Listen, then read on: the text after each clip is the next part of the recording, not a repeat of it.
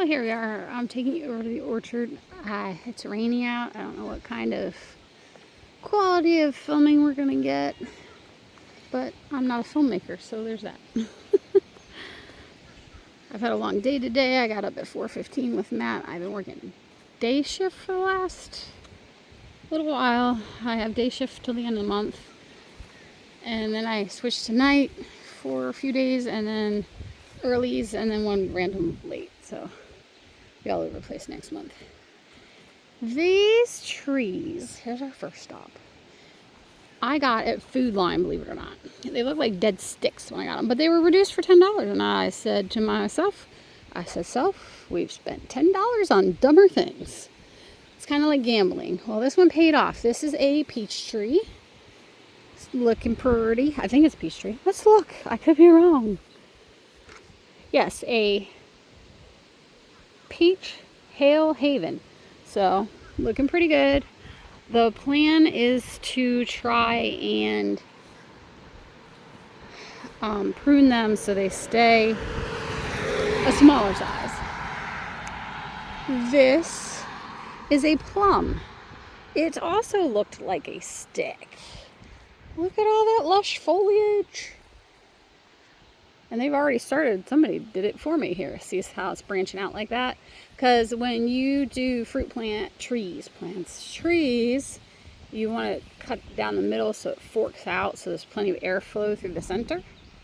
I read that. Don't act like I know everything. I read a lot. I don't really know a lot. This is a rando apple. It came with no tags, so I don't know. It's gonna be a surprise. It's a surprise apple. But it is definitely an apple. I recognize the leaves and the bark, so I'm 95% certain anyway that it's apple. I plan to cut a large portion of that off because it's pretty tall.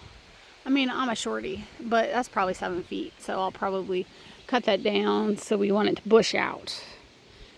And then over here, we need to cut the grass over here, although I was thinking about putting strawberries down. I'm not sure yet.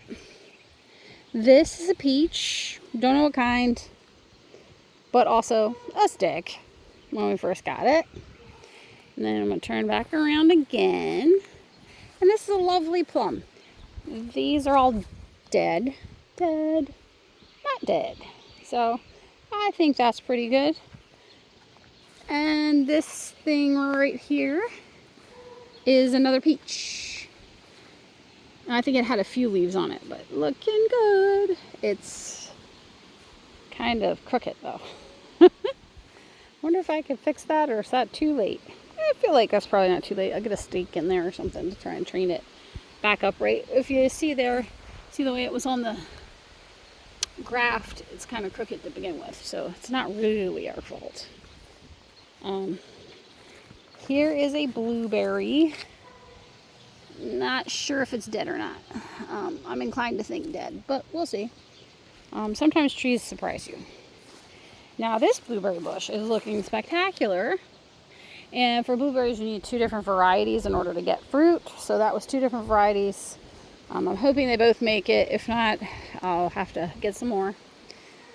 This is a grape. Well, that is a walnut. It's got to come out. Let me see if I can pull it. Can I pull it?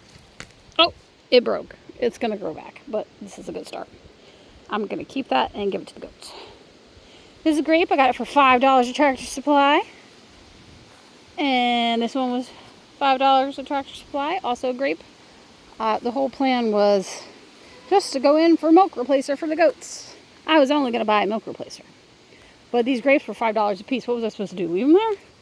Sounds like crazy talk. So, another grape looking good. And this one, wowee! Another grape. Oh, this one still has its tag on it. That is a Catawba grape. I am fond of Catawba grapes. I know they're a wine grape, but my grandfather grew up on I don't know what they call them, a vineyard? Yeah, a vineyard. Like lots and lots and lots of grapes. And in fact, my great-grandfather, who was illiterate, they would bring college kids over to the farm to meet with him because he knew more about grapes than anyone there at that college. So they would bring them over to ask him questions and tour the grapevines.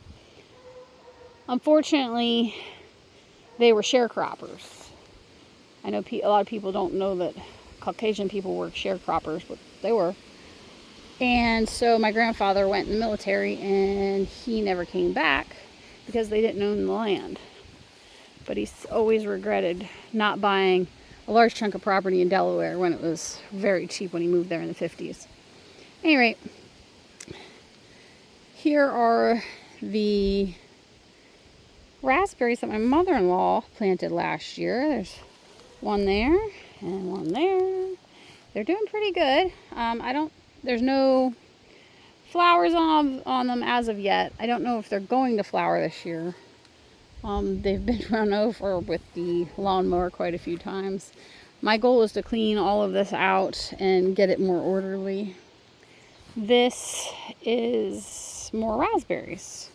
The kids like to come out here and eat the wild strawberries. They think they're delicious. They literally taste like nothing. Absolutely nothing. So that's the orchard. It's not much to look at quite yet. But I'm hoping with some time, because, I've got copious amounts of free time, that we'll be able to turn it into something. I wasn't sure what this bush was, so I did not cut it down. It's a lilac.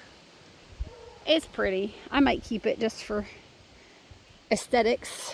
Not sure. But here you can come with me while I feed the Piggy Wiggy goats. They're starving. This is Koza. Matt named her. Everyone got to name one of the goats. This is Koza. Koza, I'm probably pronouncing it incorrectly, but Koza means goat in Polish, and part of Matt's family's Polish, so you pick that. And this black and white one, Penelope.